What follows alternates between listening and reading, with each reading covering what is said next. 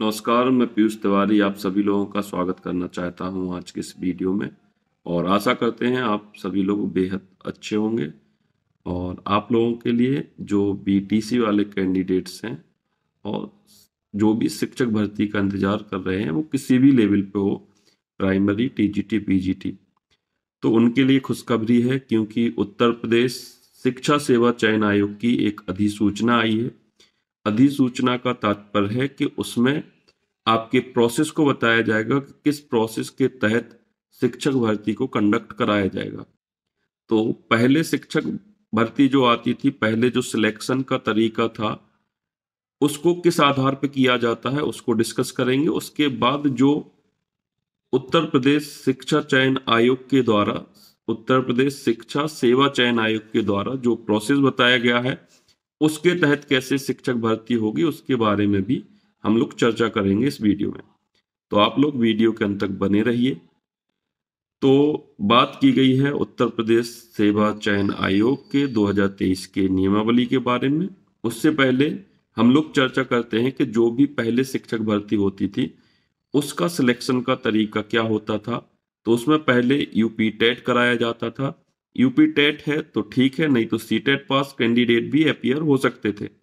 UP TET C TET के बाद आपका सुपर टेट होता था। सुपर टेट पास होने के बाद एक गुणांक बनता था जिसमें आपके एकेडमिक का बेहद इंपॉर्टेंट रोल होता था। एकेडमिक में आपके 10th 12th बीटीसी और रिटन के मार्क्स को ऐड किया जाता था। लेकिन इस अधिनियम में, इस नियमावली में बताया गया है कि आपका जो चयन का तरीका होगा, इसमें एकेडमिक की भूमिका 0 होगी। इसमें एकेडमिक के मार्क्स नहीं ऐड किए जाएंगे। तो क्या तरीका होगा इसका चयन का? तो इसके चयन का तरीका रिटन और इंटरव्यू से होगा। इसमें बताया गया है कि जितने भी ये एग्जाम कराएंगे उसमें रिटन का 90% और इंटरव्यू का 10% लेकर ही गुणांक को बनाएंगे। अब जरूरी नहीं है कि सभी पदों पर इंटरव्यू हो। जिन पदों पर इंटरव्यू है उनमें 10% और रिटन का 90% लेकर गुणांक बनाया जाएगा।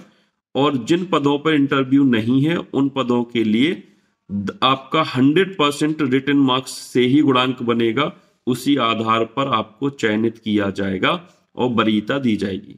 इसमें एकेडमिक का कोई रोल नहीं रहेगा। जो भी आगे भर्तियां आने वाली हैं आपकी टीचर से रिलेटेड, उसमें एकेडमिक का रोल 0 हो जाएगा।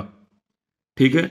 लेकिन इसमें, क्योंकि बीएड, इसमें बीएड की खुशी की बात तो है ही नहीं, क्योंकि बीएड वाले तो प्राइमरी में आ ही नहीं सकते।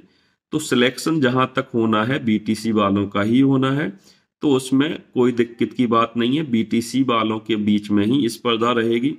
जो बच्चे अच्छा पढ़ के रिटन एग्जाम में अच्छा स्कोर कर ले जाएंगे, उनको ही नौकरी मिलेगी, और जो अच्छा परफॉर्म नहीं कर पाएंगे वो नौकरी से वंचित रह जाएंगे। पहले जो बालक या जो छात्र आपके एकेडमिक में 7-8 नंबर ऊपर लेके निश्चिंत रहते थे कि एग्जाम से पहले ही उनका गुणांक कितना हाई है, 7-8 नंबर का वेटेज लेके आपके रिटन में थोड़े बहुत नंबर आके पासिंग मार्क्स लाकर भी वो आसानी से चयनित हो सकते थे। वैसा केस अब नहीं रहा। अब एकेडमिक में आपके भले 35-32 नंबर बन रहे हो, तो एकेडमिक आपका ऐड ही नहीं होना है। अब तो रिटन में ही आपके जितने मार्क्स आएंगे उसी के आधार पर आपका चयन होगा। तो अब मेहनत करने की जरूरत होगी। जो जितनी मेहनत करेगा वही आपका फलीभूत होगा, आगे नौकरी लेने के लिए वही काम में आएगा। और बात की जाए कि ये भर्ती कब आ सकती हैं, तो इसमें अभी आयोग का गठन होना है। आयोग गठन होने के बाद हो सकता है कि यूपी टेट कराया जाए, और यूपी टेट कराने के बाद फिर आपका रिटन एग्जाम होगा शिक्षक भर्ती या सुपर टेट का। उसके बाद इस पूरे प्रोसेस में कहीं ना कहीं 5-6 महीने तो लग ही जाएंगे।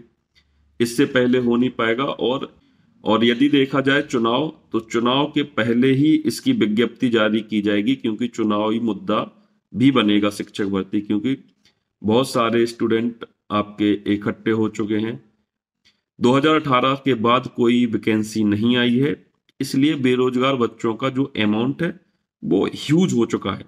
और उस अमाउंट को साधने के लिए चुनावी मुद्दा तो है ही है कि कैसे इन बेरोजगार बच्चों का जो वोट बैंक है उसको साधा जाए। तो इसको साधने के लिए आपकी शिक्षक भर्ती तो जरूर आएगी।